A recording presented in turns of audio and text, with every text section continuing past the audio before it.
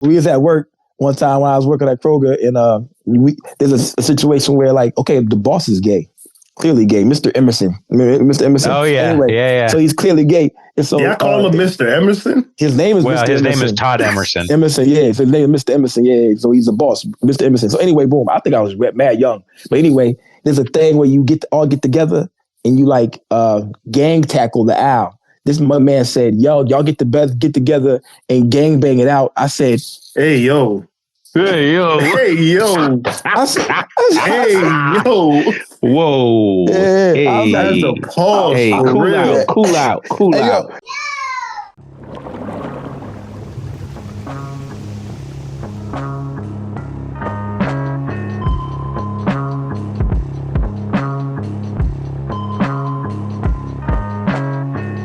We'll get right to it.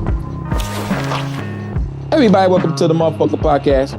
To the podcast of this podcast. Here, issue 189. You know what I'm saying? We're here. We got a lot to pot about. First of all, how you doing, Carl? How you doing? It's a dope shirt, man.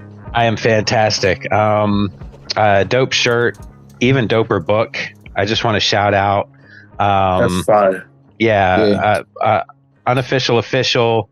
Souls of Mischief, but Big Ghost himself, you know, in 9 years, it's remarkable to see it all laid out here because I'm not a vinyl collector, but this book is so beautiful because it gives you everything. It gives you all of the artwork. It gives you, I don't know if you follow Big Ghost, you should, but whenever he drops something, he gives you these really verbose, beautifully worded, dope paragraphs that you could never fit on Twitter. And for every drop that's in here, I don't know if you can see it, you also get what he posted on Instagram dope. That day. And, you know, the book is amazing. It's incredible quality. It's beautiful.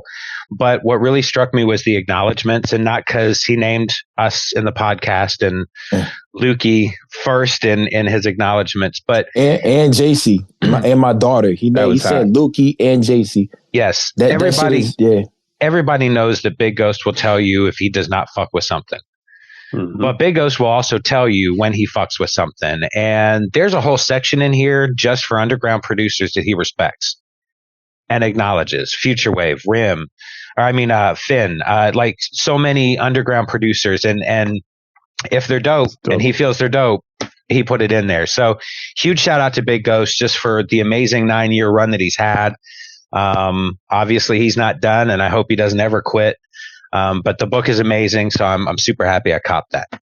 True indeed. And to piggyback off that, I can't front. When I saw that, I kind of got a little emotional, man. Big Ghost, you are way too good to me. You are way too good to me, Big Ghost. You are way too good. Anyway, yeah. PrimoJAB, how are you? Man, a little choked up, man. That's a hell of an acknowledgement, man. You know what I mean? Shout out Big Ghost, man. Shout out the mighty hands of Zeus, man. You know, I'm great, man. I'm great. By the time everybody watches this, there will be a new national champion of basketball.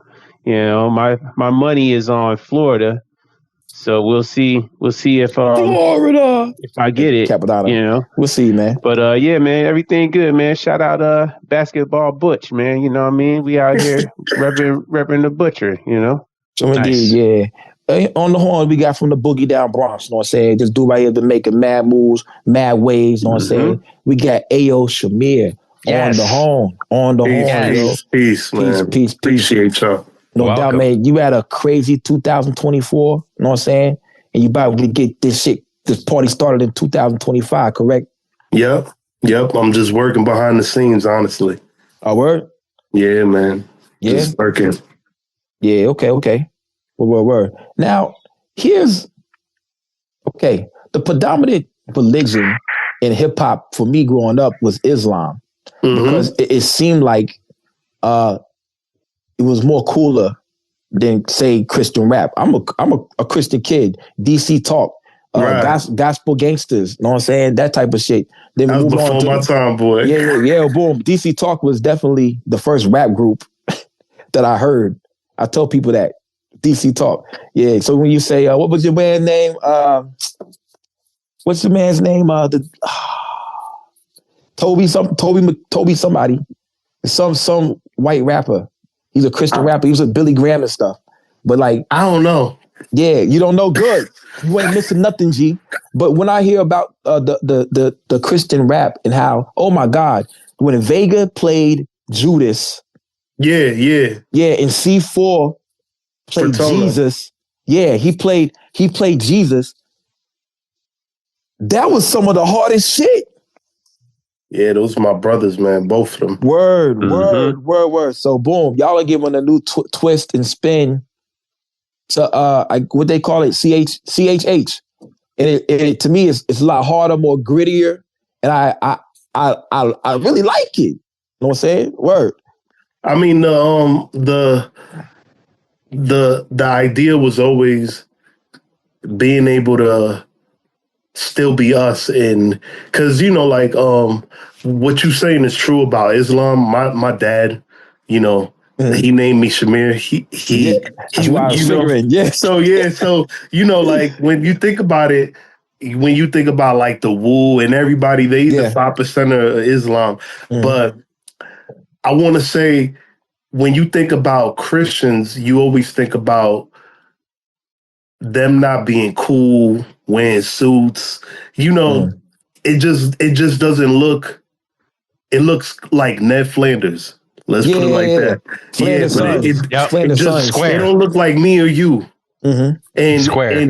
But at the end of the day, like even the music that we make, like let's say like me and C4, it's not really for people in the church could gravitate towards it, but I wanted to get to the common man, the person that don't know, to be able to relate. Because when I look at Jesus, I look at him as a man's man that was there to touch the people that didn't know the truth or that was in sin. Because at the end of the day, sometimes when we look at the church, they don't know how to relate to the people that's outside the church. Like when I got saved, I was outside in the hood talking to I lived on Gun Hill, and that was a Crip neighborhood, and they knew me before and after, so it was like, it was just like that. Like, the only thing that changed was my faith, and I just stopped doing certain things. True. And just started moving different. I see that.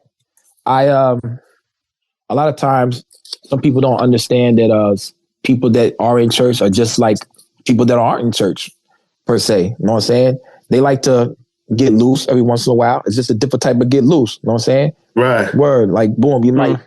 It's a different type of get loose. I've been involved in the church ever since I was born. You know what I'm saying? Being my father's a pastor. So I've seen that's fine, boy. I've seen everything. You know what I'm saying? But some of it drove me to check out other religions. You know what I'm saying? Just to see what they was about. I could only imagine it being tough for you being a pastor's kid. Bruh, I was a wild dude. I'm still a wild dude. Yeah. You know what I'm saying? It's definitely affected him. Yeah, it has. But my sister's still on the straight and narrow. My sister and me, I was like, yo, when I got a chance to leave, I left. You know what I mean? But I still keep them lessons and everything. Man, I was growing up with Superbook, Circle Square, Channel 24 with Larry Rice, all type of shit, going to revivals all week, all type. I'm a Midwest guy. You know what I'm saying? So I didn't grow up with none of that, honestly. Yeah, so when you get in that older age and you already lived, it's a different type of connection with God instead of being thrown into it. You know what I'm saying? Because most of the time your religion you get as a youth is what your parents know. And so when you get old enough to make a decision by yourself, then you're like, boom. Yeah, but what I get with y'all when y'all collide is when y'all drop these little gems or like little Bible things in there. I get it. Yeah. Like that's good, man. I get it. I'm like, oh shit, like word, like oh. And I'd be like thinking, do the other people get it? Word. It's like what Prodigy said. You got to give them, medicine with the food. definitely. And I always keep that. I always take that analogy in all the music that I make with artists. Yo, give them medicine with the food. I honestly, I don't care. Like, because I make music with anybody. They could be in Islam. Yo, just give them a message. At the end of the day, it don't always have to be everything. Gotta be kill, kill, kill, and destroy. You know, like some things is different too. Some things you might you want to talk to the teenage kid that is on the corner and tell them, yo, you smart, but go to school too. Go, do something with yourself. So indeed. Word. So what put you on this path? Like, how long you been producing? Bro, I started. Excuse me. Yo, I keep going back and forth, but I really started when 808 Heartbreaks came out. Okay. Okay. Oh, I can see that with the production. I can see that too. Yeah. I started in that era of Blueprint, 808 Heartbreaks, like when that yay run. That bigger stadium sound was starting to come out. You know, I can, man, it is wild that you say that. And I hope it's not offensive when me and Lukey are saying that we can see that, but your beats, your production style is very clean, even though the stuff that you're sampling and the way the beats are put together, the boom bapness is still there. It's still in the dirt, but it's polished. It's polished dirt. You know what I mean? You know what I did? What I realized? I said I want to elevate it. Okay. Okay, you can hear it. Like I can make everything dusty, but what I want to do is I want to make it palatable for the average listener that never heard it either. Yeah. So it's like that's like the mad scientist part of it. Like it's like, all right, yo, I want y'all to gravitate towards it, the ones that know, but then the new people that never heard it. That's why when I study like people like J. Cole, Kendrick, they kind of like they found a way to do it. You know, and I always study that. That's why I'll go back and study people like study the Blueprint One, Graduation, College Dropout, what's it called? So many albums, whether it's Scarface, The Fix, you know.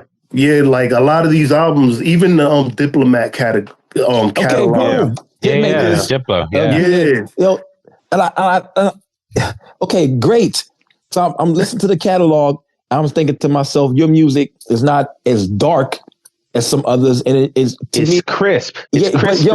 But in a way, it's more fun. Does it make sense? It's more. Yeah, I get it. It's fun. You know what I'm saying? So I'm like, this is not making me want to. You definitely have some of the mean face beats, but some of it makes me want to rejoice. You know what I'm saying? Like, yeah, like for lack of better terms, I hate to say that because then we're going back to the Christian terms, rejoice. But yeah, it makes me like it's a celebration. Nah, but you know what like, it is? Yeah. It's the music. My core of the music is always real soul. It's soul. Yeah, that's what it is. Absolutely. So celebration.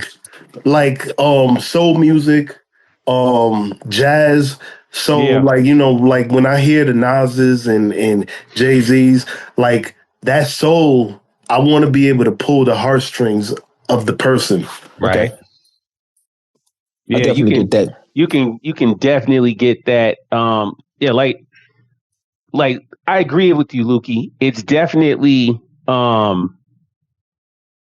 brighter, right? Yeah. Uplifting. Like I said, celebration. More energetic. I think it's just to your point, Shamir, it's the vibration that you putting into it, man. The energy that you putting into it is what instills it with, even though like you're sampling bank is probably you're sampling in the same world as a lot of these people out here, but the way that you're interpreting it and the way you're arranging it with your drum hits and everything on there, it definitely is an energizer, as opposed to like a lower vibration, not in the negative term, well, no, and but it's in not the surprising lower end of the vibrations. You know because what I mean? if you're making art honestly, you're putting your own personality and heart into it. Yeah. And you're coming from that space. Pause. Yeah, pause. Okay. Here we go. Hey, yo, bro, you said it. Just shake it off. Shake it off, Carl. You're traveling from that place. Shake it off with the pause. Oh, great. Hey, yo, we got two of them, Carl. We got two of them. Shaking my head. No homo. I'm bringing back No Solar. I think we should go back to No Solar. Shout out to Megan Jackson. Shout out to Megan Jackson. Yeah, but definitely the vibration is higher. And I just see, like I said, the correct word to me is like celebration. I feel like you like sitting with your homies, just, yo, boom, we made it. Like type of deal. Yeah. But you know, like one thing I do realize is like when I make music, it's really just my mood. So if I feel dark, I go dark. And if I don't feel dark in that, you know, when I may feel like life is tearing me down in that moment, I'm about to make something heartfelt, something like Ransom could rap on. And then the next moment, I might make something that feels like Jay-Z and Rick Ross could rap on. But it's just really my mood. It just depends on my mood. Like, that's why when I'm working with an artist, I'll ask them what's their vision for the project. Okay. You know, and what do you want to talk about? What do you like? For example, when me and Vega was making the album, he said he wanted to leave this for his daughter. Okay, that's why he mentioned a whole bunch about his daughter in that joint. Yeah. So I said, okay, cool, and I wanted to speak about our story through my beats and his words, and kind of like, okay, so anytime, because any music that I make, my kids gonna hear it, so they getting a piece of me. So I always told her, I said, yo, let them know who Vega is behind the mask. You know, and it was easy because I know Vega personally, so we know each other personally. Like, so it's like, all right, yo, this was an easy work with us. Okay. That was it was done in like a month and a half. It sounds like it was natural and effortless to make. Also though, the style that you and Vega had together, the way that y'all approached it, it was so dope. I mean, for you to explain it the way that you did, it makes sense that y'all know each other, have a personal connection because I mean, it's really just pure dope boom bap, man. You know what I mean? Like it sounds just like again, you have a polished, a crispness to your stuff, but what you were putting on there, everything on that album, it's only brighter by like, you know, if you turn up the monitor, right? So that's making everything a little bit brighter. It's not like it's a brighter tone. It's just, again, the sound is just fills everything, but it fills it with that boom. It's that hard hitting boom bap. And Vega, you know, I can't say enough about Buddy. He's incredible. He's a perfect griot for the joint. Y'all accomplished your mission impeccably. What's a griot for the people out there? Yeah, what's a griot? So that's like for a simple term, an African musician. Yeah. So a black musician. Okay. Griots for the third rail. Yeah. Griots from the third rail. Yeah, man. I mean, you know, it's people talking that talk. A griot spreads knowledge through story. Awesome. You know what I mean? They walk around, they're just on their mission. They live off the land in, you know, the ancient African traditions, and they spread tales of whatever the case is. Maybe it's news, maybe it's you know, a lesson that the kids need to learn, whatever, but they do it in a performance type manner so that people can that the regular man can absorb it. It's not like a lecture. True indeed. And you know, like even with the cover, right? when I was going through covers, ideas with Vega, like I wanted that message to be brought out because I said, this got to represent New York. You know, so that's why the subway system was so, because it was going to be called like Last Poets, but then we said nah. Bro, hold on. See, hey man, look, I swear to God, I was just about to say, hey, the cover reminds me of the Last Poets type, Gil Scott Heron, something like that. So you know the what I mean? Last That's Poets, what it.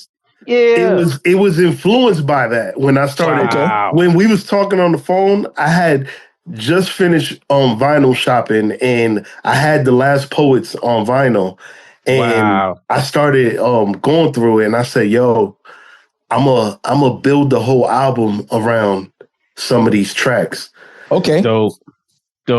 That's exactly what it sounds like. Wow. Last Poets had that black pussy, black pussy, black pussy. They had a bunch of stuff. They had the party.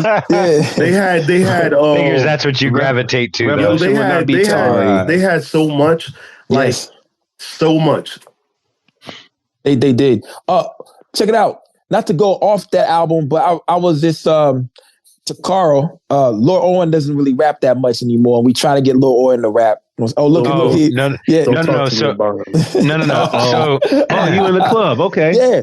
But how do you know these guys? Like, boom, like he was on the intro to 99. Know what I'm saying? And is that the last? And he was on Judas as well. Yep. Mm-hmm.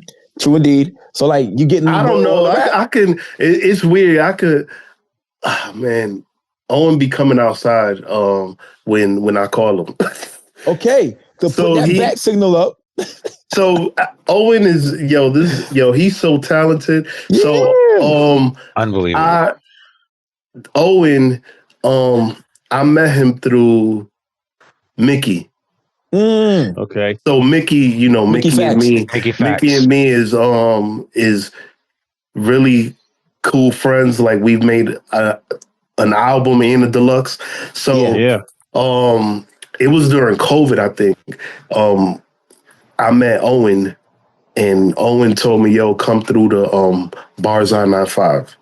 And me and Vega were already cool, but we never met in person. And then we met in person. Yeah. So I ended up meeting Owen. Me and Owen already. So Owen heard about me. Me and there's another producer that my name was floating around through YouTube. Saputa. And because at one point I was making tight beats, and like I caught crazy steam off that. And this is like early 2017 Griselda wave when I was doing those and nobody was like on it yet on YouTube. So like me and Owen was talking and he said, "Yo, you should come down."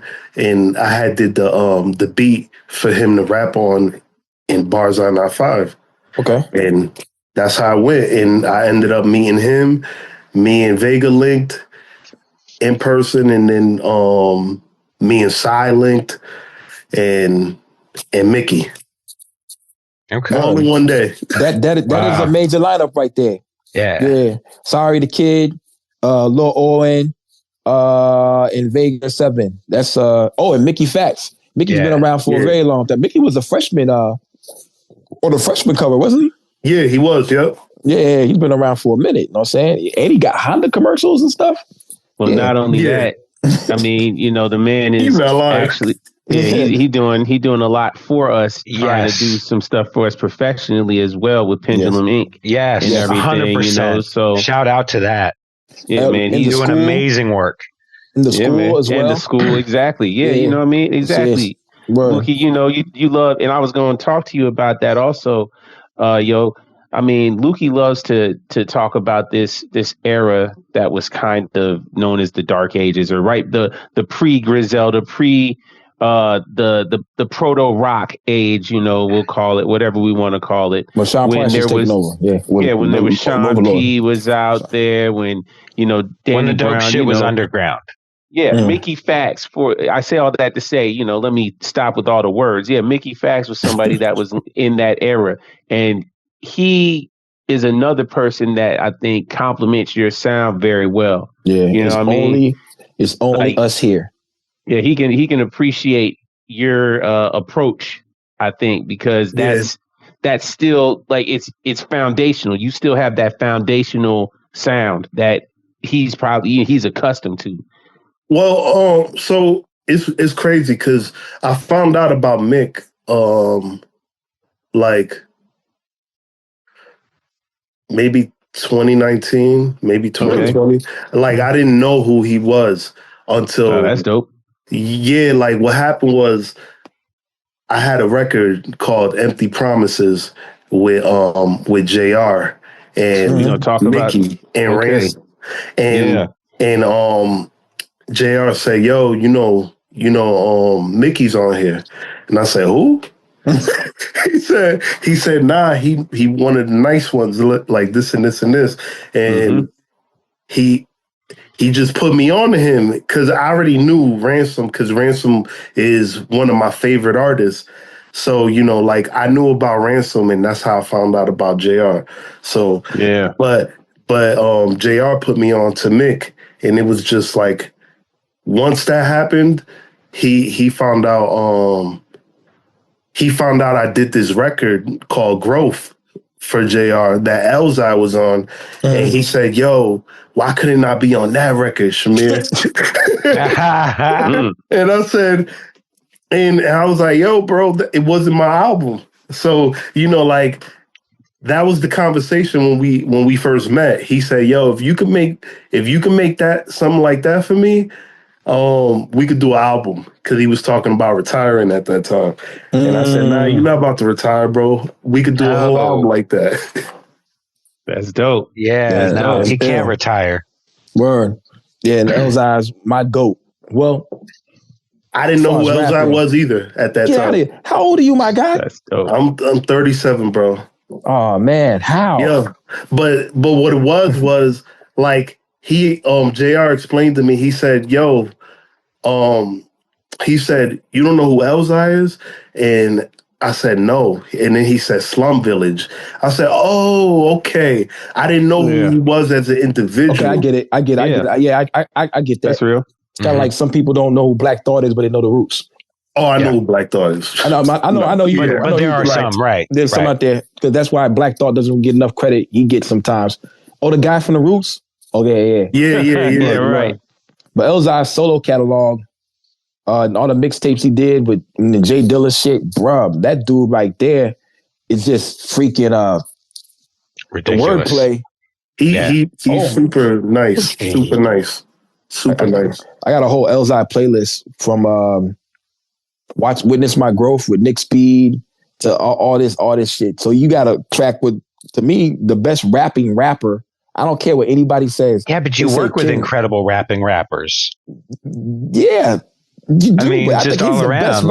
I think Elzai is the best rapping rapper other than Black Thought. I'm not disputing that. Yeah. I'm just saying, but like, you're talking about a dude that's working with Vega, with Owen, with spitters, Mickey Fax. But they've been around a lot. The most scholarly of rappers, Mickey. I mean, that dude. Yes. Ridiculous. Yes, definitely. Ransom's on that the joint. But boom, to me, I think two best rappers is Black Thought and Elzai to me. Some people say Kendrick. I'm like, nah.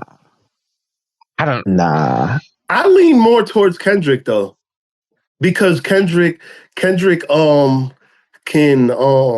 make a song like "Sing About Me." Yeah, like that. Like he can make a song that can make you want to cry, or make a song that, like, I understand that Kendrick is like a new fad now in the last year, but I'm talking about like Section 80 Kendrick, like early Kendrick. My bad. She needs me. Mad City. Yeah, like that Kendrick, like bro, like I know his new stuff is dope, but I lean towards more his older stuff. I just can't get into him. Pause. Hey, look, hold on. You're good, Lukey. That was a good one. Again, you just keep on preempting me with where you're trying to go with this conversation, because I can absolutely tell the influence of Kendrick, or not even the influence of Kendrick, the kind of admiration that you have for him, just from the product that you and J.ARR made, the A Shadow in the Shade. That's a Kendrick album. Like that could be a Kendrick album, and I'm not saying that in any type of way to belittle or take away from what y'all made. It was just it's dope. But the same people that stand Kendrick and love Kendrick and all the elements of Kendrick, oh yeah, listen to this album right here. Listen to this. I mean, it has all, like you said, it has those introspective beats. You know what I mean? It has the JR's talking his talk on there, and he is rhyming at a superb level. And I mean, he's flipping styles and cadences. But then again, like I said, just the beat, the journey of the beats, it has that cleanness, but it also has that variety where everybody who was talking about how good Damn was, or how good, you know, To Pimp a Butterfly was. This is the album for them to check out and be like, that's my this the To East Pimp a Coast Butterfly. version. That's my To Pimp a Butterfly. But the funny thing is, what influenced me, like the transitions and all that, like with the beats going into each other, was Alfredo. When I was listening to Alfredo, I said, yo, it sounds like you can't skip no track. Yeah, definitely. Right.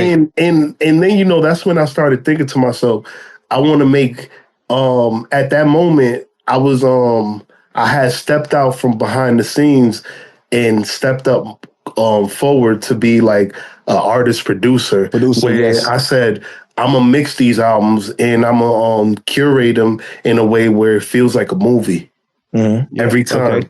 You know, so you know, I wanted everything to feel like a scene. You did it. I think the best albums are like that. Man. The best For Water Like Chocolate, Black on Both Sides. One Day It All Makes Sense. Yes, all these albums like go all the way through. It's like a simultaneous. It's like one long track. Like you said, like a movie. Supreme Clientele. So these albums right here made me not like to put Life After together. Death is my favorite, one of my favorite albums of all time. Maybe like top 3. Like best, like there's not too many skips on there at all. Well, I got my favorite albums have no skips. Only Built for Cuban Links, shit like that. Yeah, Certificate. But that's a classic. Yeah. But let's go back. You started producing. So you've been around for a minute. You know what I'm saying? Producing. Yeah. Like, how did you get into it, and what did you pick up first to actually make these beats? So I started making beats because I didn't want to buy no beats because I was rapping. Okay. I was on some like Kanye stuff, like yo, I'm a produce and rap on my own joints. And then I fell in love with producing, and I said, rapping could, you know, be to the back burner, whatever, you know. But I was a rapper for so long that I understood. When I got around other rappers, I understood how to construct these records and be like, yo, you got to put a hook right here. Like, oh, yo, that part of your verse, that's a hook. We're going to repeat that right here. So I was developing an ear like that. Yeah, because you had the experience from the other side of it, which is it's super important. Dope. I saw the interview on you talking about 99 and how you like was restructuring some of the rappers' verses in there. You like and they just like, hold on now, like bro. They be like, yo, why you wait? Yo, you just changed the beat. You just did this. Like, they'll be like, yo, this is not what I sent you, bro. And I'll be like, it sounds better though, right? I get it though, because a lot of times when rap producers send me beats, I loop them up and loop up when I want to rap on. I like this part better than this part, so I'll loop them up. 38 Special did that to me. That's what he did on that record. on the early mornings. Yo, it was a hook, everything. He said, I was on the phone with my guy, right? Streezy. And he said, Streezy's his engineer. And 38 said, yo, this remind me of my mother, Shamir. And he said, yo, can you just do the 4 bars in the beginning? And I said, damn, I wanted him to rap on everything. But I said, I bet. Set them to just the 4 bars. Wow. It'd be like that sometimes, huh? I don't know. But everything, he said, yo, everything fire, but those 4 bars, damn, I said, all right. Yeah, that's wow. that's the mind of a rapper that can loop or a rapper that produce, yo. And he produces, so I understood what he was saying. Okay, so I'm gonna tell you, I have a heavy metal band, and we wrote a song that intentionally we break into a hip hop beat. And we did it so that Lukey could rap on it, right? Oh, yeah. And so I send him the track, and it's got like all this heavy, crazy thrash and all this different stuff. And then it breaks into this beat, and he's supposed to rap on it, and he sends it back to me, and he starts halfway through the thrash and killed it. We had to rewrite the song so that he could continue to rap on that thrash beat, which we weren't expecting at all. But it works. It works so well. So, I mean, sometimes there's just no parameters. You just got to go with whatever it feels. You really do got to go with the flow. And yeah. But here's my problem. And here's what you probably do well being a rapper. Pasting that shit back in. Carl pasted that shit back in perfectly. Sometimes when you paste it back in, the rapper will be like, oh, man, I don't even supposed to sound that way. But when you paste it back in and make that shit hot, you say that shit sound better, don't it? They're like, yeah. It sounds better. Yeah, I mean, and I think a lot of that comes from knowing that side of it. I'm a huge fan of hip hop, and I've listened to, people that are straight on it, and I've listened to people that float on a beat, and I've listened to people that, go inside and out, and pause. So, pause. But so I understand your flow. I understand, where you were coming from in it. So I knew where to hit it. Hey, pause. Good job, I did Carl. that one. The last one was intentional. Yeah, I know you did. Yeah, dude. We was at work one time when I was working at Kroger, and there's a situation where, like, okay, the boss is gay, clearly gay, Mr. Emerson. Mr. Emerson. Oh yeah, anyway, yeah. So he's clearly gay. And so I call him Mr. Emerson. His name is Mr. Emerson. Name is Todd Emerson. Emerson, yeah. So his name is Mr. Emerson, yeah. So he's a boss, Mr. Emerson. So anyway, boom. I think I was mad young, but anyway, there's a thing where you all get together and you like gang tackle the owl. This man said, yo, y'all get together and gang bang it out. I said, hey, yo. Hey, yo. Hey, yo. I said, hey, yo. Whoa. Yeah, hey. That's a pause. Hey, cool out. Hey, yo. And we're in he was doing too much, yo. Way too much. We was in a meeting, and it was like at least 13 dudes. There was at least 13 dudes back there. And I put my hands in the air. I said this right here. I was like, what? Everybody's like, but no one ever said that until he walked out. I was like, yo, what's on his mind, man? So Big Mario said, man, there's 13 niggas back here, bro. And he just thought that he was in his feelings, bro. I was like, yo, man, I quit. Yeah, my bad. God. But yeah, what were the weapons you was using? Shit. What were the weapons of your choice when you started producing? You was gonna be your J Dilla, Kanye, Pete Rock on. I started with FL. Okay. It was Fruity Loops at the time. Yep. I started like on Fruity Loops 3 real early, and I'm still on it. Good. So you're on a studio now? Yeah, I got so I use FL Studio. I use I'll either click. I got a machine. I got a MIDI keyboard. I sample from anywhere. Vinyl. I got a lot of vinyl in this room. Word. What machine you got? The MK2. Okay. I got a Kai Advanced 49 MIDI keyboard. Oh yeah. And then I got a Audio Technica record player. Okay. Nice. Yeah, to get the vinyl samples off there and shit. Yeah. Yeah. But your main thing you use is vinyl to sample, correct? Nah, I sample from anything. Anything. I don't discriminate. Word up. I don't discriminate. So, like, it don't matter what it is. Like, wherever you can get that sample from. Yeah, like, so I'm a sample. So, lately I've been doing a lot of one-of-one samples. Mm-hmm. You know, I work with people that create samples, and they'll send me samples, and it's just for me. Okay. Or, you know, I'll make samples, and it's just like that. Like Ronin. Ronin is a one-of-one sample. Okay. I'll fuck with it. Yeah, so it just really depends, like, how I'm feeling. So how do you make the sample? You know what I'm saying? Like without giving up too much sauce, man. Stop. You know I can tell nobody. Officer Lukey Cage here trying to get you to spill the beans. There was one time, rest in peace, Dave, from De La Soul. They did a whole jam session of original music. Then they sampled the original music.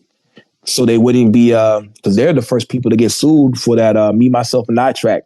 So, really? There's a person, so they did a whole jam session and they sampled themselves to make a record. You know what I'm saying? So, I don't know. I just did that too. You did? Yeah, I sampled. So what I do is, like, for example, like, I could go make a sample, right? And then chop it, and now I sampled myself. And you get 100% of that money. You know what I'm saying? You ain't worried about. Or like, I have a few friends that make samples for me too. My guy Saputa and Thanos Beats. Mm-hmm. Thanos Beats. Yeah, they'll send me some samples. And you know everybody, man. Yeah, they'll send me some samples, and what I'll do is I'll give them credit too, because they are part of this. So Thanos, he might David Ruffin might sing on it, and then I'll sample him singing, chop him up, and treat him like a sample. That's dope. Right. And send it to him and be like, yo, this is who we getting on it right here. That's fire. I don't know if we want to put this out, Carl. We'll just have a beep over this. I don't really care. Well, because they got what they say. What did Benny say? Give them Belichick's playbook, but still won't be the Patriots. You know what I'm saying? Well, That's right. Well, I ain't give. Yo, you could give them the sauce, but that don't mean they could cook. The thing, just because you watch the movies, don't mean you know how to do karate. Right? Yeah. Yeah, that's true. That is wild, yo. But that's dope, man. That's dope. Yeah. So when you get bigger, even bigger, when you get that sample to you get that track to whoever, you get it to fucking, I don't know, Freddie or whatever. I got it for you. Give me who you gonna get it to? Who you gonna get? Give me a top five of your who you headhunting with as far as future acts that are deserving of Ayo Shamir. Dope. Yeah. Give me five names on your wish list. Yeah, five good names. Bodie James. Yeah. Okay. Yeah. James. Bodie will make one for you. You and Bodie could probably knock one out. He making the album every 2 weeks. Mm-hmm. You know, you could absolutely get with Bodie real quick. All right, let me just say, I'm gonna say my favorites right now. So Bodie, Rand, Butch. All right, let's take Butch out. Let's take Butch out. West Side. Yeah, he don't like working with everybody. I like West Side, and I'll say two other ones. I ain't gonna hold you, yo. I would love Jada to come outside. And make that album, Jada. bro. Yeah, like make an album, and then one more. Let me see. He could get busy on your work. I can see that. One more would be, man, Kanye. I ain't gonna hold you, but that might be crazy to be in the studio with him with a Nazi T-shirt on. Can I say Nazi, Carl? Yo, you can say whatever you want. I don't know what to expect in those type of sessions.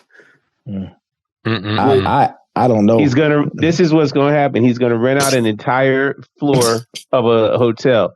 You're gonna be picked up in a cyber truck, a blacked out cyber truck, and driven to this location. In that car, you'll have a box of Yeezy slides as well as a stem player as a courtesy gift for joining the process. Once you make it to the hotel, you're going to be escorted to the elevator by someone that's dressed in a matching Yeezy sweatsuit, head to toe. It looks like it's old, but it's brand new. That's the new style. Yeah. So you're gonna get on the elevator. You're gonna go up to the top floor that Yeezy's already rented out. And you'll walk down the hallway. You'll just see people scurrying from room to room in the hallway. It looks like you're in some sort of business mind chamber, you know. But then you just walk to the end of the hallway, and there's Yeezy sitting in a bathrobe and some fucking janky ass jeans that he made that are 3 sizes too big. And he's like, "Oh, hey, you ready to work?" You look around, and you're in a room that's all blacked out. He opens up the curtains. You have the most immaculate view of the city. He's like, "I want you to make me a beat that sounds like this beat." And then you guys are going to get to work. He's going to also have like 16 ghostwriters in the other rooms that you don't know about. You're all writing That's all the people that are running back and forth to all each writing one bar for Jeezy. But there you go. That's what happens. But that's what it's going to be like. Bianca walks in with clothes on, but she's still naked. You know what I'm saying? Word. Oh, Bianca she's already moved on to her next CIA assignment. She's no longer attached to it. She's not even there. He has a new random Kim Kardashian lookalike that he's just found somewhere. Oh man. That's your story. That's what happened to you. And it might happen. But it might not like this. Not like this. But you know what though? What I noticed about him is he really be tapping in. Yeah. He really be looking. You do. Like sometimes I feel like the guys at the top don't really be looking for the new upcoming people, whether it's an artist or producer. They not really paying attention. Like that's why I think that when you coming up, you don't you got to continue to look at your peers and everybody, the playing field. Yep. Because you could lose it at one point, but you need to be able to see who's next. True indeed. They be stealing though. They be stealing. Yeah. Okay, Lil Yachty. Shout out Drake. Lil Yachty is the ears and voice for Drake. You know what I'm saying? And so he be tapping into this. But Kanye, he put Westside and Conway on Donda. That was amazing for them. Yeah, it was. That's dope. Yeah, it made them go all the way up. That was amazing for all Travis, of us, man. And Travis put Westside on his album. Yeah. That was amazing for him too. True indeed. Absolutely. Yeah. But I think Yachty is the one who stole the stuff from Feed the Family. You know what I'm saying? And got Wavy Bullet. What record are you talking about? Wavy Bullet was on. It's not a record. He's talking about the imagery. So we have this kind of opinion that the imagery of For All the Dogs that Drake put out is basically derived from the mental properties of Wavy Bullet by Bori Rock and Grubby Paws. Okay. Just the drawing. The fact that it was a drawing, the style of it, but not only that, like I said, the essence of it is of Bori, just because it's for all the dogs. Who be saying on dogs? On dogs, is that that's Bori? You know what I mean? Bori, yeah. So that's like I said, we kind of feel. Oh yeah, that's a fact. We've been talking about Feed the Family. Yes, since they went out, man. They doing their thing. I never got to connect with them, and I'm out in Mass. And I've been in that for years, now, so like, but I've heard their name for a while now. Really good dudes. Yeah, really good dudes. You should link up. Shout out to Hooterville, man. And shout out to you though, man. I see you working with a lot of people with your sound. Your sound to me is an updated throwback sound that is updated, just like how like Alchemist has an updated throwback sound. You know what I'm saying? Yeah. So it's like, like great, it's like great call. Top 5 for me. Top 5. Alchemist. Then go ahead and do it. Do your top 5 then, There bro. you go. Another top 5. Alchemist, yo, believe it or not, I think Alchemist. All right, so yeah, let me chill. Because I was about to say like a Joe Budden take. Alchemist is in my top 3. Top 3. Okay. Nah, all right, so this is how I feel about some of the old school producers. I feel like they Julius Erving, and then we got Mike, and then we got LeBron, Kobe, Dwayne Wade. Like Julius Erving was nice, but he's Julius Erving. He paved the way, but he ain't never update the switch. You know. Oh, I get it. I know exactly what you mean. You get it. I know exactly what you mean. Yes, sir. Like they nice, but it's like a time capsule of being nice. Like when I look at Jay-Z, I see that Jay-Z still continued to update his sound with the times. Yes, he did. So he stayed nice and current. Like Rakim is nice, but he still stayed in a certain time capsule.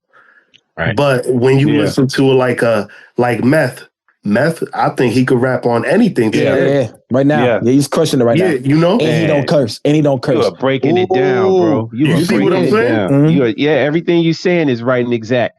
It's like, it's not to take away from Primo or Pete Nice as far as their sound goes. You said Pete Nice. Or Pete Rock. I'm sorry. Yeah, I'm sorry. I said Pete. That's my new producer name. That's my new producer. Name's Pete Nice. Greg Nice. Pete Nice. Yeah. Prime Minister Pete Nice. That's the whole different dude out here in the world. But anyway, shout out Pete Nice. That's my man.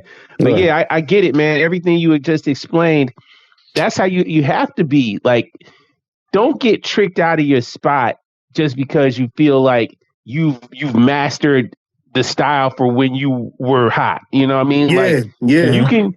Yeah, you got that, but you should just keep that as an accolade and know that your dresser has room for more accomplishments. And all you have to do is keep trying and keep building. If you stay taking it seriously and honing your talent, you're only going to keep getting better. Like, look at Future, for example, from this new era. You know what I mean? I like to bring him up because I feel like he's so influential to a whole crop of these newer kids coming out. Like the new Wayne. In that sense. He definitely is. Thank you, sir. You got it.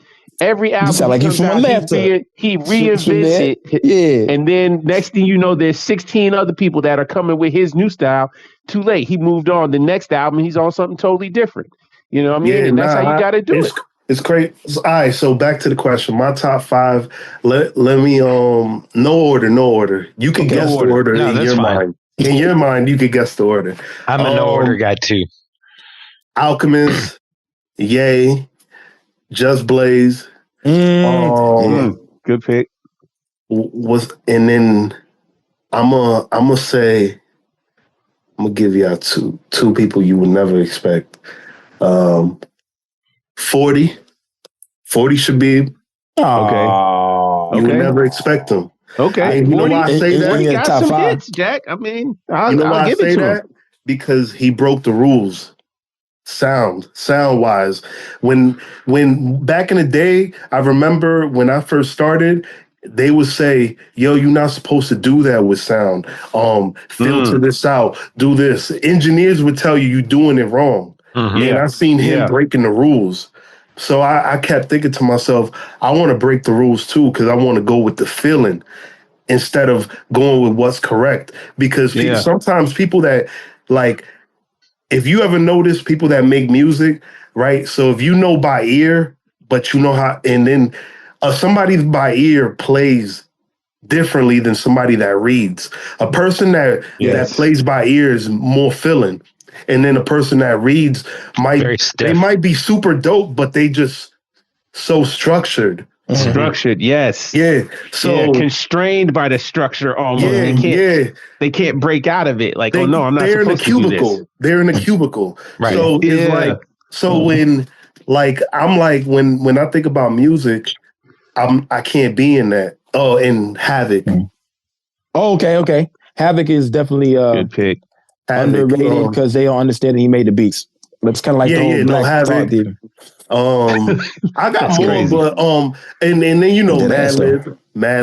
Mm-hmm. I know I named more than 5, but that's good. Fine. That's all right. It's good. That's fine. One guy I think that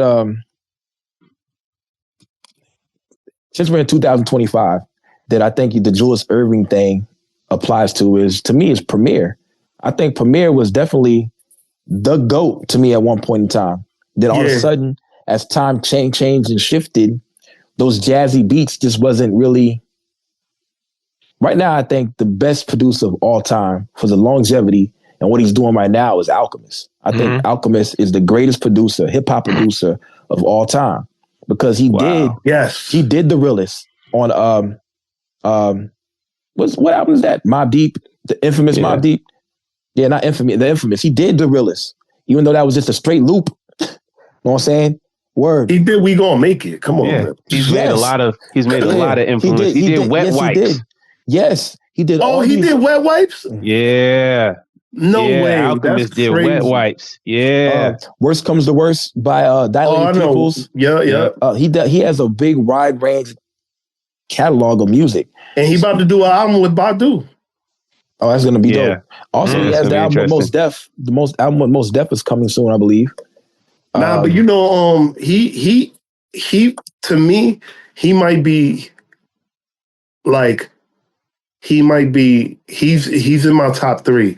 Like, my top 5 changes with the way I feel. Understandable. But in the last, I want to say 6 years, 5 years, he stayed in that top 5, but then he moved to that top 3 where it's like, you're not going nowhere because you still dropping. And you still moving. You're still relevant.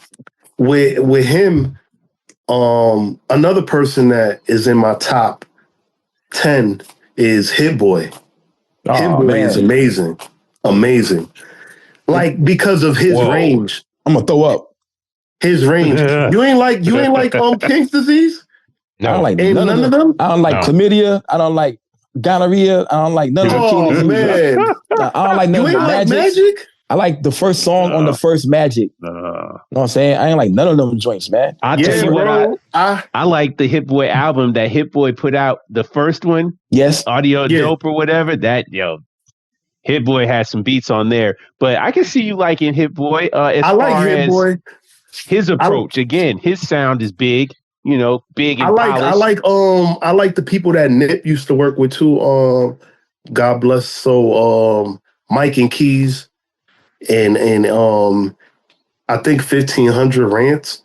Like I like some of these West Coast producers too. Yeah. Because like I was definitely influenced by West Coast music, like the Biggies and Pacs.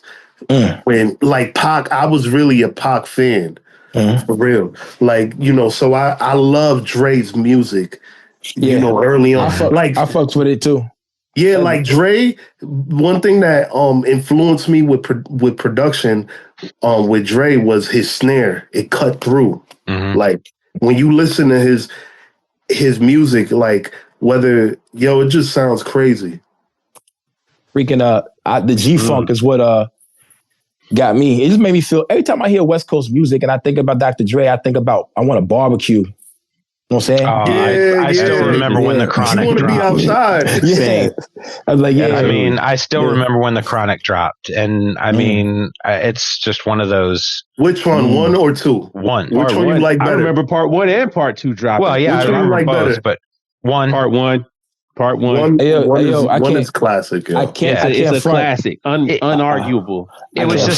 It was this really kind of unique time, and I was, like living out in California at the time. So, you felt it. Oh yeah, but I mean, I think the world did.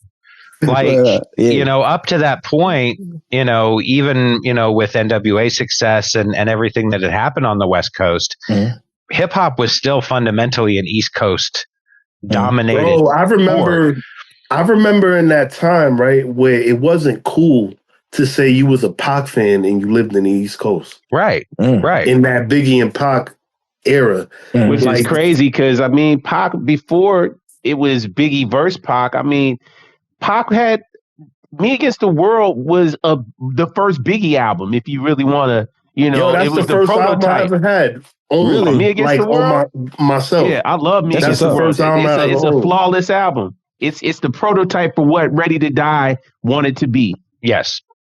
That's a Yo, fact. Me Against As the World Easy to Mo me, B. Me Against the World to me is better than Ready to Die. I agree. I don't have no. I mean, and I love Ready. I got no argument I'm a for firm that. believer that I feel like Ready to Die is not better than Life After Death. No, it's not. But I fuck with it. But I feel like it was written is better than Illmatic.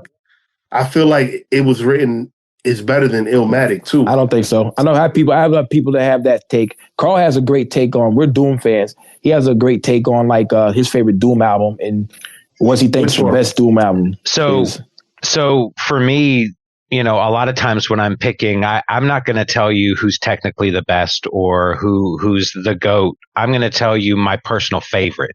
And a lot of that is going to be based on nostalgia. So when I found out about Doom, it was the Danger Doom record with Danger Mouse. And so to me, like I can rap that whole album start to finish, just, on site, just because it's so ingrained. Do I feel like Mad Villainy is a better record? Yes. But that's the first one I was introduced to. But there's a lot of records, Food is probably, to me, like one of his best. It's iconic. But that Danger Doom record is always going to be special to me because it's nostalgia wise. It's the one that introduced me. It's the one that I found first. You know what I mean? Yeah, I do. I do understand. So wait, you feel like Food is better than Mad Villainy? For me, yeah. I got Food. I don't have Mad Villainy like on vinyl. I do feel like Food is amazing. Yeah. Is amazing. Yeah, and I think it's a tighter record. So, I love Mad Villainy, but you've got a lot of instrumental and skit stuff going on, and it's a long record. Yeah. Whereas for me, Food is it's just packed in there, amazing fucking bars, ridiculous flow. But there again, my favorite's always going to be Danger Doom. I can't get past that record because it's the one that really just like reinvigorated my love for hip hop. Doom is an acquired taste, though. Yeah, people. Of course, he's an acquired taste because he's like caviar. Like everybody can't eat. Oh no, caviar. Can't appreciate it. No, yeah, they can't. Like everybody's not eating seafood. So it's like that. Like 60% of the people that say they're Doom fans are Doom fans after he died because they found out their favorite rapper was a Doom fan. I became a Doom fan because and I had a friend Nick. He put me on the Doom. It was another producer, and I was like, nah, bro, I really don't like this. Like, I was really like on D Block. I was on some like D Block locks, like because I'm like a big fan of DMX and Rough Riders locks. Mm-hmm. That type of vibe, like that energy. So he was trying to put me onto that, but then later I appreciated Doom because I loved Madlib sound. So I started digging into Madlib and just kept hearing Doom, and I said, nah, this is fire. This is fire. I have a friend kind of like you. I remember I played him Back End, produced by Diplo off the Venomous Villain album. I was driving my friend's Chevy Cobalt, and I put that shit in, and it's like a long, like 30-second intro where it's like everything sounds like aliens and shit are coming in. He's like, what the fuck is this shit? He said, cut this off, man. What is this? Then it drops. He's like, double off your man. Don't spend them $10. I did it for the advance. The back end sucks. And that's what he said. And really, the last 3 songs of the album do kind of suck. So it's like he was foreshadowing. But doing that whole song, I was like, man, who the hell is this? Is the worst shit I ever heard in my whole entire life. I'm like, no, this is this is the best rapper ever. And he make beats. I thought he made that beat too. I didn't know Diplo produced that shit, which is bugged out. Diplo was only a producer. Yeah, Diplo, yeah, he is. He does this type of music. EDM. Yeah, but that everybody out there, go listen to Back End.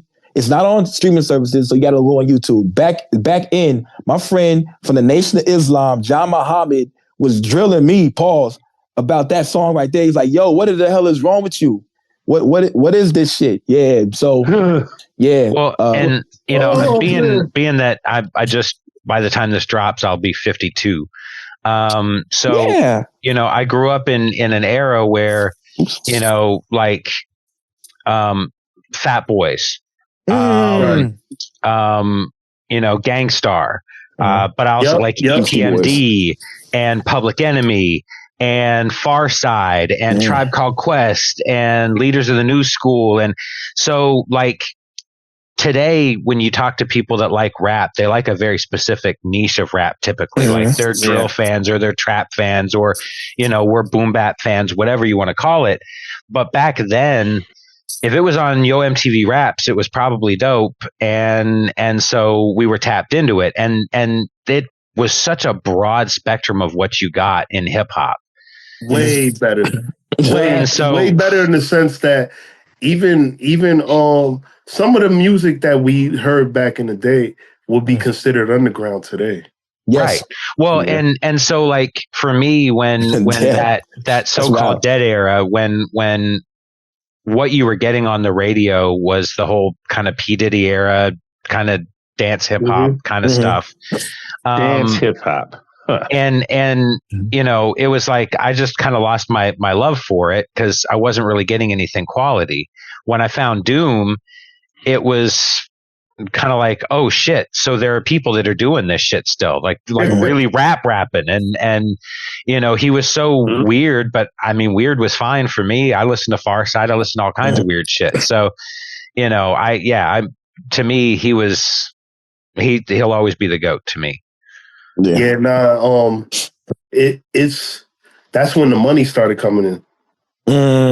When hip hop changed, like, so when we think about, like, now when you look at it in hindsight, what Common was saying on "I Used to Love Her" is real. Yeah, like it really changed. Like when you was talking about Public Enemy, that was before my time. In the sense, like, I wasn't really tapped into that, but it's true because I was really tapped in. Like, I was playing what my uncle or my dad was playing. Like, which it was like Woo and stuff like that. And I was a big CNN fan, War Report, you know, War Report, stuff like that. Like I was really on, like, Queensbridge rappers and, you know, Nas, AZ, Nature, all of them. The Firm. I fuck with it. Yeah. I fuck with it. But I also like Rockefeller. Yeah. Definitely. I was a rock fan. Jay-Z could do no wrong for a period of time with me. That's a fact. Then Ether dropped. Then I was like, yo, fuck Jay-Z. You be like, I was joking. See, no. I was joking. We can't do that. That's how it started, though. I like how you did that. He won the war. I don't think he won the war. I don't think so. He lost the battle, but you can lose a battle, but still win the war. Of course. He won the war. How? He signed him. Yeah, he signed him to Def Jam. That is true. Yo, think about that. But think about the big boy moves that you gotta do. Yeah. Like, yo, he became president of Def Jam, and everybody that he was in direct competition with, he shelved them. DMX, Nas, all of them dudes. Like, yo, you can control their careers. LL, all of them. He won the war in the sense of the moves he was making. It was like he was playing chess in real life. And they were playing checkers. Yeah, they wasn't paying attention to the moves. Science. Yeah. Science. That's bugged out. I didn't you think about it, right? He Michael Jackson them. Like, you know, when the Michael Jackson. Exactly. Bought all the music rights off everybody. He stopped Rockefeller, and then he told Dame you can buy it from Def Jam. It's grimy, but Dame should have bought it. Yeah, in hindsight, he should have bought it. Yeah, true indeed, true indeed. Yeah, he gave him the opportunity, bro. Word. So this is the second quarter. This is the second quarter right now, ain't it? Second quarter. It is. Yes, we're in the second quarter. What you got coming for the second quarter for us, G? I don't know if it's gonna be in the second quarter, but I'm working on a project with J.ARR. Nice. And I'm gonna start working on chipping away at some of these records with Vega and Lord Owen, please. I was gonna say, call that man. Call that dude. Man, I've been trying to, like, it's crazy because I know me and him will make something beautiful because he has such a range that I feel like we'll make my beautiful, twisted, dark fantasy. Yeah. Wow. He is about to drop something, though. I'm allowed to say that much, but I know. Can't.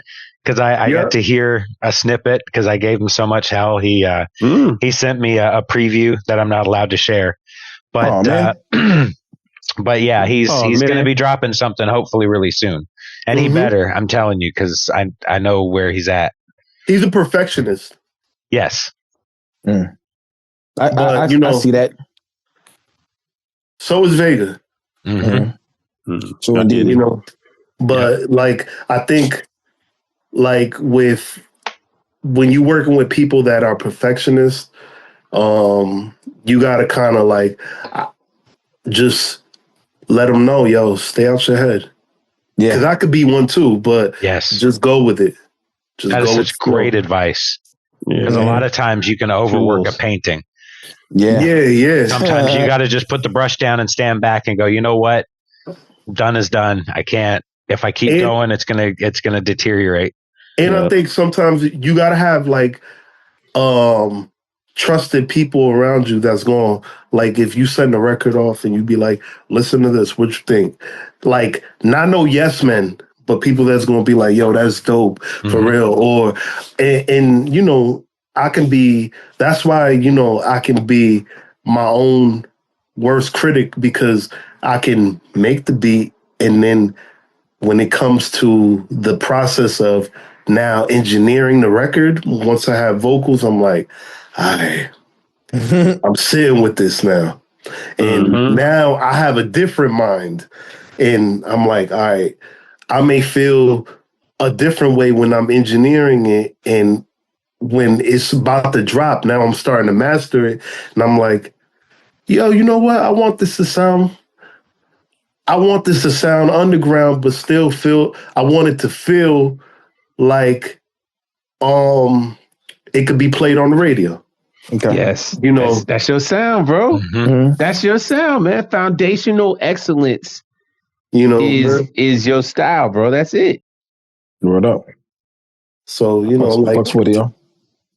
So you got an album with J.ARR coming, Vega coming. Hopefully we get something with you and Lord Owen. J.ARR, I think, is the nicest hooper basketball player. Yeah. As far as hooping, ain't it J.ARR? Oh yeah, J.ARR is the nicest. J.ARR used to play overseas. Overseas, yeah. He actually got paid to play. So yeah, he's definitely the nicest. I be talking my shit about basketball. J.ARR, I saw his Instagram back. Is what? Is his Instagram back? I don't even know to tell you. I don't think so. I think it went away. I don't think it came back. I kept on checking to see if he was there. He changed his name. He did? Like, he reversed his last name, so it's hard to find him sometimes. Okay. There's a record he got a new album out, too, so I know it's probably about to, be alive again, or it's out there somewhere. Whenever my page he got some deleted, fire coming up. Word. He got some fire coming up. I'm just saying that. My page got deleted, then I went back to find him. And I went back to I'll send you his page. I'll send you his page. Yeah, because I went back to a record he was tagged in. I hit the button and it wasn't there. And I thought, man, this nigga blocked me. Then someone told me the page was gone. I was like, okay. I was like, he didn't block me. Good. Word. Like, what did I do? What did I do? Nah, he will go on a hiatus. Yeah. And do that on purpose. I'll be like, yo, bro, chill.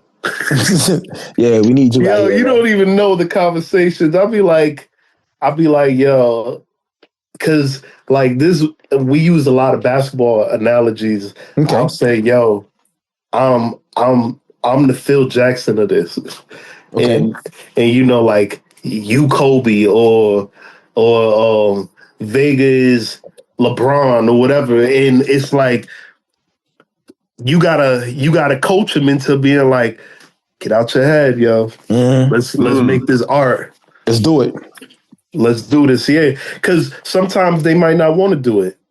They might not want to put they just living life and it's cool. Because you know, recently was the first time I took a break since I started dropping music, where I took a break for a few months because I had so much music in the stash where mentally I just needed to like be able to clear my mind. So it like now I'm getting back to the like focus. You grind that shit out. Pause. Yeah. Yeah, like it's grind time now.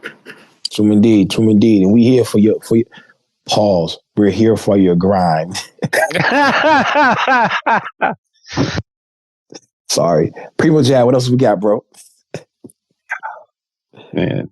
Sorry, man. Hey, I'm just really happy that we could take some time to kick it with you, bro. Yeah, I just got to keep on pointing out just how dope your sound is and how unique your style is. Your approach to production, your approach to composition of the music that you're putting out, man. It's really obvious the amount of pride that you put into what you do and the amount of effort you put into sounding unique and being yourself and creating a signature sound. So yeah, man, it's really just been cool sitting here listening to you explain and be the Phil Jackson of this shit and talk about your approaches and just kind of your philosophy and everything, man. You definitely got a zen to you. You dropped a lot of jewels here, man. Yeah, looking forward for everything you got coming, man. I see a lot of artists that y'all work with, man. I definitely want to work with a lot of different type of artists. Like, let us know. I like Mick Diamond. I like Pro. I like a lot of them guys. That because I feel like I feel like sometimes people will like when my production is so it could be like so high level that I know what you mean. That it feels like you only want to put me with spitters right here, but these are spitters too. Right. They just spitting different. So that's how I feel about it. Like, cause I told you when I like listening to Jada. I like DMX. Yeah. Like that's I love that type of sound. So I get into that bag too, so I can't wait to connect with some of these dudes that have, different sounds. Definitely. I mean, it's the abyss, man. I mean, you down here with us. We all down here together, man. It's an interconnected ecosystem, man. And it's just a matter of time. I mean, before you lacing all these people with the latest versions of ill shit, man. Like, again, like I said, anybody can benefit from your direction and your soundscapes. Anybody can benefit from it, and they're all going to get busy, and it's not going to compromise anything that a Pro, a Mickey, a Flea Lord, any of these type of grimy boys, guttery type boys, people, they going to fit right in on it. I mean, like I said, the Griotes of the third rail, and I know we getting out of here. Griotes of the third rail, though, is a perfect example of, if people are looking, I don't know, or any of the work that you did with J.ARR, all of that. I mean, it just takes people just to hop on it. Your sound will cradle Griotes, them. It was like, I had to, so, like I know Vegas sound, but I said to him like, yo, this gotta be like this project gotta be like Illmatic, your Get Richer. I mean, not Get Richer. Your Good Kid, Mad City, where it represents where we from. But that's why, like, when we had like Nicem, the record Nicem, we had Sice on the record, right? I know Sice. Yeah. Sice, I went to school with Sice. Shout out to a GD program with Sice. And I used to travel from the Bronx to Queens, and that's how we knew each other. And he was rapping. And I was rapping at the time, and I was making beats. And like that's how we connected. And Vega knew him, and I didn't know he knew him, but it's like, because when people know each other in New York, sometimes somebody could live on the same block in New York, but there's so many people that you might not know that person. So it was like not coincidental that we knew each other, all three of us. Yeah, that's no coincidences, man. That's dope. Yeah, man. Dope. Carl, what we got, bro? Yeah, again, just I can't tell you how much we wanted you to come onto the podcast and kick it with us, and you don't ever seem to me like that guy that's going to jump out in front looking for the credit or the spotlight. So for me, one of my joys is getting people like you on this podcast so that people can see who you are as a person and understand, more than just the music, but what you're about. And this has been one of those ones, like, we definitely have to get you back on, because I know there's a lot more. We could just sit and pod for hours. Nah, I appreciate that. It was really fun, yeah. It was really fun. Definitely, man. Definitely. We looking forward to what you got coming with J.ARR. I say ARRA. You know what I'm saying? J.ARR. J.ARR. And Vega7 The Ronin, who's actually a really funny guy. Yes. Yes. Volume 2 with Vega. But it's not gonna be the same name, just Volume 2. Okay. That's all I can say at the moment. Yeah. Me and C4 gonna lock in. Shout out to people C4, yeah. Nice. So indeed. C4 gonna lock in. Is the Vega project gonna be on streaming services anytime soon? So I can add it to my playlist with I ain't mad at it. So you mean like me and his project? Mm-hmm. It will be on streaming services. Like he working on a lot of things at once. So like and that's how I was working on JUDAS and Griotes at the same time. So like that's a lot of work. Yeah. So I would say when me and him lock in, it's probably gonna be like Bandcamp, and then again. Yeah. I fucks with it. But like I'll keep you posted with everything that we do, me and Vega. Cool. Indeed, yo. We'll give y'all updates, yo. You know what I'm saying? More. But thank you for coming and hanging out with us, man. It's been enlightening. You know what I'm saying? We'll keep on doing what you do. Keep on shining your light, man. You know what I'm saying? You got a real good spirit. You know what I'm saying? We here for you, my dude. You know what I'm saying? Appreciate you. For real, man. No doubt, yo. We'll see y'all next week. Fuck Mike Green. Yeah. Free Cortez. Fuck Mike Green. I don't even know who that is. Yeah, fuck Coach Steve. Yeah. Shout out Spoda. I don't watch college basketball. Hey, yo, we'll tell you when we get off camera. We'll tell you when we get off camera, better, bro. Yeah. We'll tell you when we get off camera, man. Yo, it's a little inside joke. Yeah, Free Cortez. It's a little inside joke on the podcast, man. There's There's no smoke over here. None.